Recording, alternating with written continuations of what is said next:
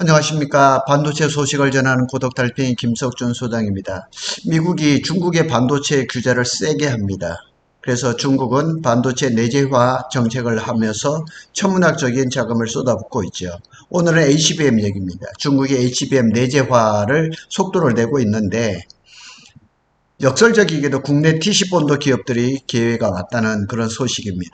한번 오늘 살펴보겠습니다. 중국이 이제 레거시 D램에 이어서 이제 HBM도 쫓고 있습니다.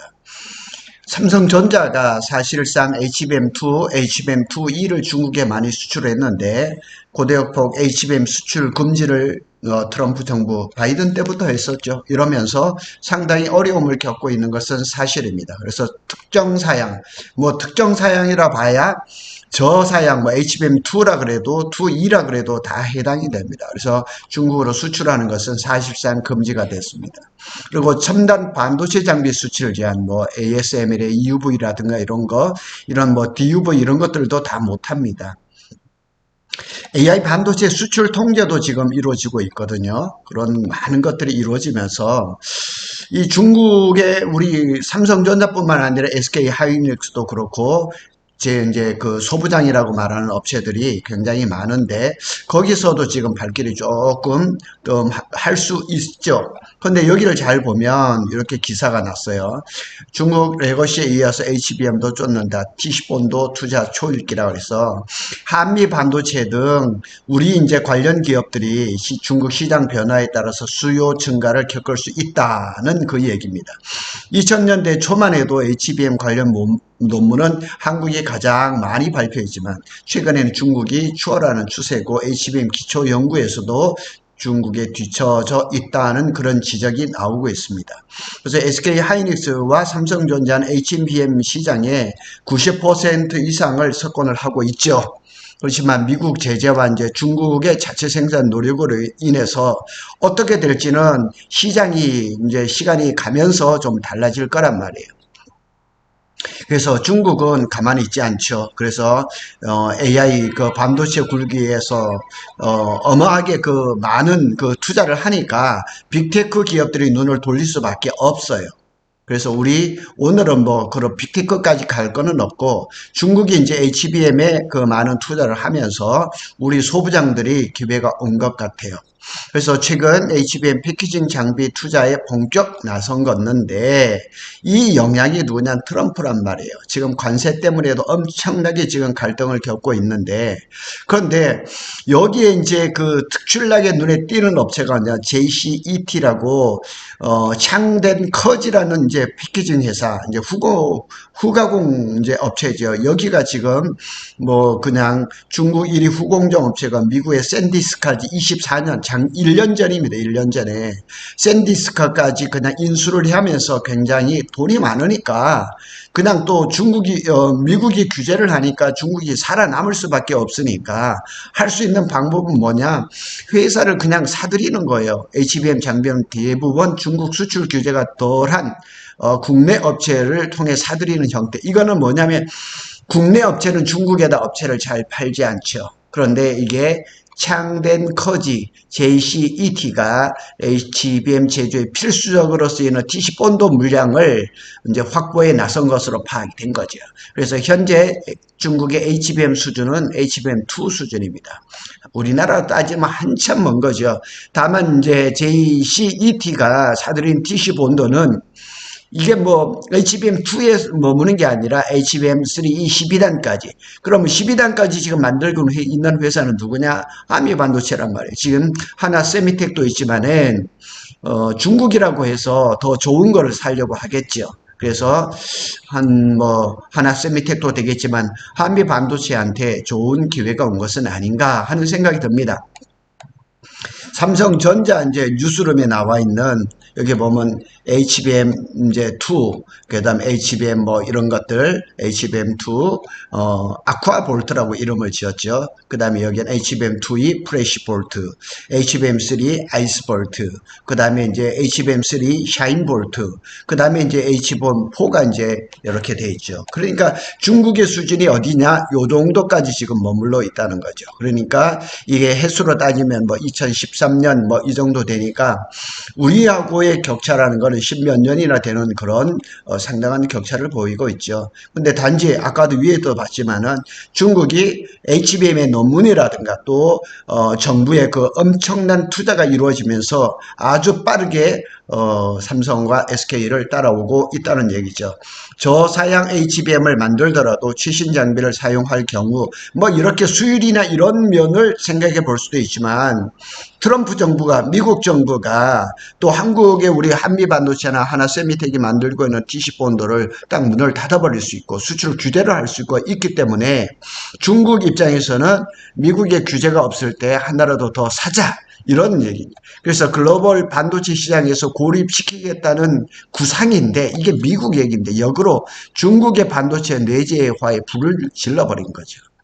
그러니까 지금 이 반도체에서 뭐 반도체뿐만 아니죠. 중국이 뭐 옛날에 그 형편없던 기술력이 어마하게 좋아지면서 많은 부분들 뭐 한국을 추월하고 일본을 추월하고 미국을 추월한 것도 굉장히 많은 거죠.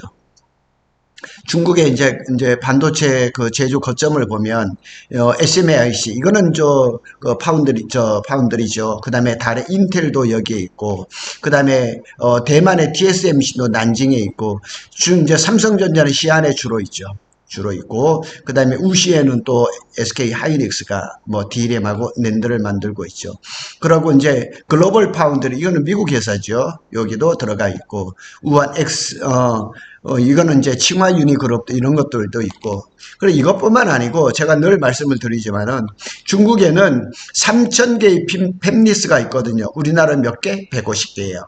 그러니까 우리나라보다 20배나 이상이 큰 그런 반도체 시장일 뿐만 아니라 중국 정부의 막강한 그냥 돈 쏟아붓기. 우리는 뭐 반도체 회사 삼성 SK에다가 돈을 좀 준다 하면 난리가 나버리죠. 그런 중국하고는 완전히 다른 거죠.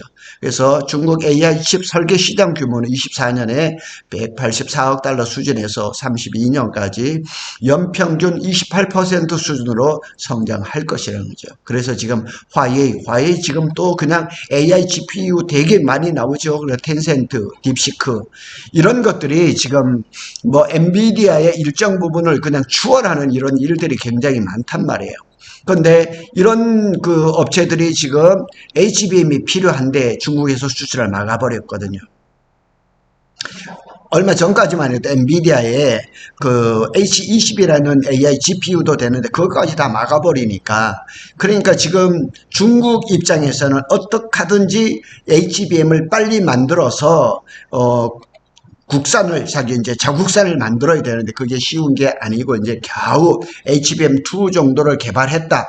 그런데 이제 그 개발한 것이 실물 시장에 나오느냐 그거는 아니죠. 제가 전에 한번 말씀드리고 있는데 중국에서 이제 뭐 창신 메모리가 DDR5를 만들었다 이렇게 되는데 얼마 전에 뭐 대규모 이렇게 불량이 발생해서 지금 시장에 지금 안 나온 것 같고 얼마 전에 또 우리 또 국내에 어떤 블로거 한 사람이 중국의 그 용산 전자상가 같은 그런 데를 방문을 해 봤더니만 창신 메모리의 DDR5는 그냥 뭐 솔드 아웃 이런 식으로 돼서 실물을 볼 수가 없고 거기서 여전히 잘 팔리는 건 SK 하이닉스가 제일 비싸게 팔리고 그 다음에 삼성이 팔리는 거죠.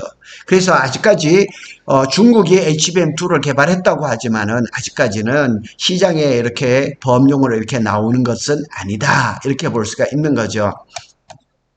최재혁 이제 서울대 전기공학과 이제 교수님이 이렇게 얘기했죠. 중국 같은 경우는 정부 주도로 하니까 DDR 같은 경우는 DDR4, 5까지도 만들고 있고 중국은 원래부터 계속 부가가치가 낮은 것부터 높은 거로 하고 싶어 하잖아요. 그 다음 방향이 HBM이니까 당연하죠. 기술력이 떨어지고 그러다 보니까 뭐 DDR도 DDR3, 4 이렇게 나가고 지금 5를 만들었는데 약간의 문제가 있는 것 같고 HBM도 HBM2부터 시작을 하는 거죠. 덧셈 뺄셈도 못하는 게 어디 곱하기 뭐 그냥 분수를 하고 그걸 하겠습니까? 마찬가지죠. 지금 삼성전자도 HBM3E를 뛰어넘어서 HBM HBM4로 가고 싶은 마음은 있겠지만은 건너뛸 수는 없는 거죠. 그래서 낮은 거부터 높은 거로 가는 게 정석인 거예요. 기술적인 스텝 이렇게 올라가는 그 스텝을 밟아가는 거예요. 그래서 중국이라는 시장이 워낙에 그 내수 시장이 크기 때문에 만약 HBM2를 만들고 HBM2E를 만든다 해도 써줄 회사들은 어마어마하게 많으니까 중국 입장에서는 어떻게든지 개발해서 시장에 내놓으면 팔리기 때문에 할 수가 있는 거죠. 중국이 내재화에 성공하면 저사양 HBM을 수출해온 국내 삼성전자 수출이 안 됩니다. 안 되기 때문에 지금 이건 타격이 불가피한 것이 아니라 이런 사양들 HBM 그리고 삼성전자도 HBM 2E 정도는 올해 안에 전부 다 단종을 할 거란 말이에요. 그리고 HBM DDR4 같은 경우도 올해 이제 6월까지 주문을 받고 12월인가요? 11월인가 그때까지 이제 공급을 끝내는 거죠. 그러니까 결국은 이제 세대 교체가 된 거죠. 전자 제품이. 마찬가지로 이 첨단 반도체에서도 세대 교체가 이루어지면서 자연스럽게 저사양의 반도체는 중국이 하는 거죠. 중국이 만일 HBM2E를 만일 생산을 해서 우리 국내 DC 본드를 가지고 와서 대량 생산을 성공한다 그러면 참 이 파급력이 굉장히 클 거죠. 그러니까 미국이 중국 반도체 규제에 역설적이게도 중국 반도체 시장이 자생하는데 그냥 내재화하는데 기름을 부은 격이 돼버린 거죠. 그래서 이 흐름이 언제까지 갈 건가는 좀 더 두고 봐야 되겠지만 관세에 대해서도 이 트럼프 정부의 어떤 그 로드맵을 중국에 준 것 같아요. 중국에서 미국의 걸 한번 받아보고 오케이를 할지 말지 그런 얘기까지 나오고 있더라고요. 하여튼 중국이 HBM을 또 이렇게 내재화를 하고 또 DC본드를 찾는다 그러면 검증된 우리 한미 반도체라든가 요즘도 하나쌤이 되게 잘 나가죠. 여기 중국에다가 대규모로 팔지 않겠느냐. 그 대신 미국의 규제가 우리 국내 반도체 장비 회사에 있어서는 안 되겠다는 게 전제가 될 것이죠. 하여튼 우리한테는 좋은 소식인 것만은 틀림없는 것 같습니다. 아마 이런 것에 대해서 좀 더 자세한 그 소식은 조만간 나오지 않을까 하는 생각이 듭니다. 그래서 오늘 한번 다뤄봤습니다. 연휴가 다음 주 화요일까지 이어집니다. 저는 일요일만 휴무하고 월, 화도 나와서 반도체 소식을 한번 정리해서 올려드리도록 하겠습니다. 구독 달팽이는 SK 하이닉스와 삼성전자의 반도체 소식을 전해드리겠습니다. 구독과 좋아요는 저에게 큰 힘이 됩니다. 감사합니다.